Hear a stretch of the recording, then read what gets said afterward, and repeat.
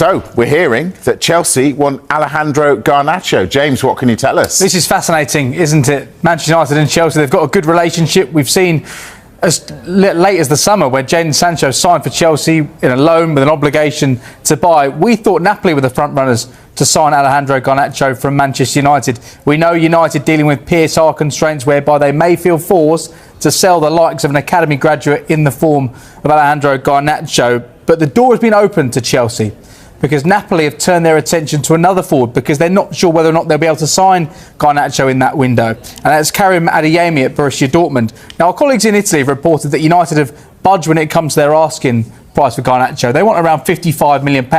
Napoli at this moment in time want to spend around £46.5 million. So clearly there is quite a significant gap there. Chelsea have been keeping abreast of these negotiations, and it's felt they're biding their time now to potentially make a move either in January or in the summer. We know they're long-term admirers of Alejandro Garnacho. From a Manchester United point of view, they'd rather sell him to Napoli than Chelsea. They don't want to be coming up against him. They'd rather he thrives in Naples than doing damage to a potential title bid down the line if Alejandro Garnacho performs well for Chelsea. So that is the fear for Manchester United. But ultimately, they want to sell. They're not going to budge that asking price. They want good money. If Chelsea are willing to get close to £55 million, then this is a move that could happen. So we wait to see if Chelsea now come in with an official bid. Well, they want good money, but they've already dropped it down to this anyway. Mark, does he fit? Would he fit the Chelsea profile? It certainly appears on the surface that this is the type of player that over the last 18 months or so that they have been looking to sign. Young, hungry players that they pick up for essentially cheap,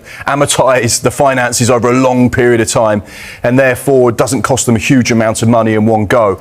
Obviously, he's only 20 years old. He's shown that he's got the magical touch and he's got so much potential, particularly in the Premier League, so he definitely fits the profile. Interesting what James was saying there about Napoli maybe going cold on the deal, Chelsea just waiting in the wings. Could that be a part of their bargaining chip where they turn around to Manchester United and say, hey, you got PSR problems, you need to sell this boy who cost you £420,000 not that long ago, so you're going to make huge profit on him.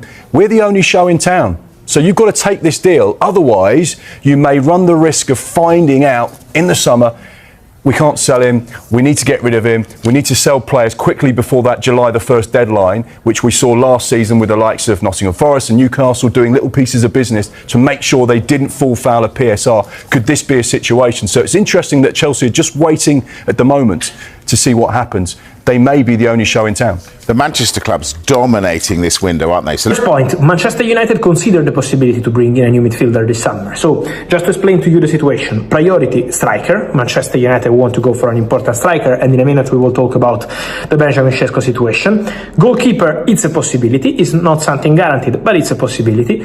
With older options, experience options, just to say, for one of the best goalkeepers in the world, like Eddie Martinez, but very difficult because Aston Villa already turned down 2 approaches, and then Lemmens from Royal Antwerp, with the opportunity for Manchester United to go for a younger goalkeeper, and also more options in terms of younger goalkeepers. So, goalkeeper, striker priority, goalkeeper as an option, not a guarantee, and as an option also midfielder, in case there is the opportunity. The links on Fermin Lopez, at the moment I'm told that there is nothing concrete into it, also because, first point, Barcelona don't want to sell Fermin Lopez.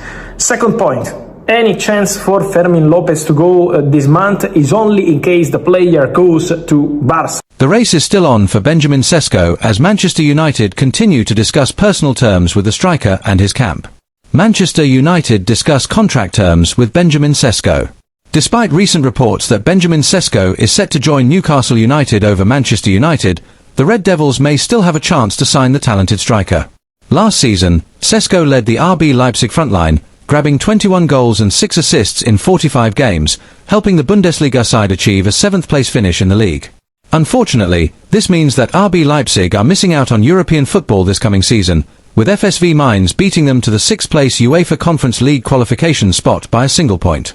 As such, Sesko is set to miss out on European football should he remain at Leipzig, which could well be a factor as to why he's unfazed by Manchester United's lack of European football next season.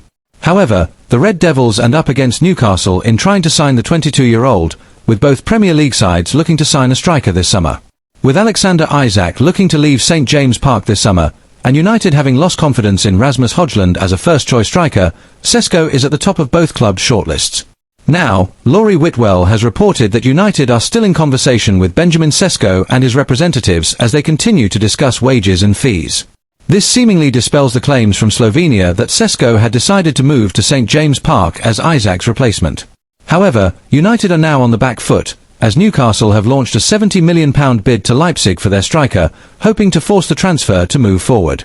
Already Leipzig are preparing for life without Sesko, as the striker was left out of their 2-1 loss to Atalanta today.